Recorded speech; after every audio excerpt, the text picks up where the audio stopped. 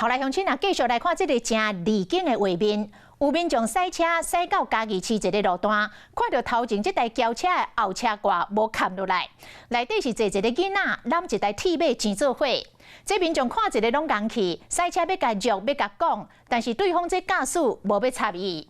嘉义市的社会处讲，这驾驶恐惊已经卡到二小罚，会当罚款上悬60万，嘛会请伊到案来说明。金色轿车驶直行，后壁车厢煞无法度关起来，因为脚踏车的车身走出来。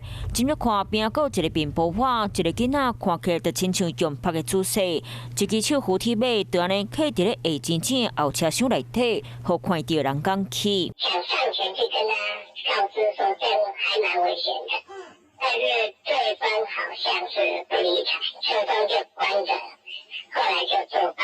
颠簸的话，搞不好脚踏车就甩出来，连人也一样拉出来。实在是伤过坎坷，若是驶伫咧较低的路段，或者是向向发生状况，后车厢囡仔就可能会受伤。这个路段就伫咧嘉义市五凤南路军会路口，除了警察接到民众检举，会依法开罚。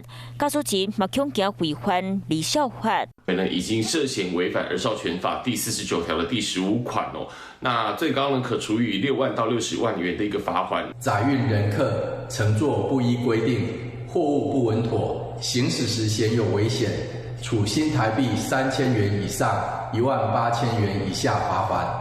各看一摆这个画片，驾驶人无安全意识，摕囡仔性命伫咧滚耍笑，含怪怪行为，方法真是小事。若真正是发生意外，后果得真惨。Hello， 我是林明瑞。想要抢先掌握最及时的新闻资讯吗？赶快订阅、按赞、开启小铃铛，锁定我们华视新闻的 YouTube 频道。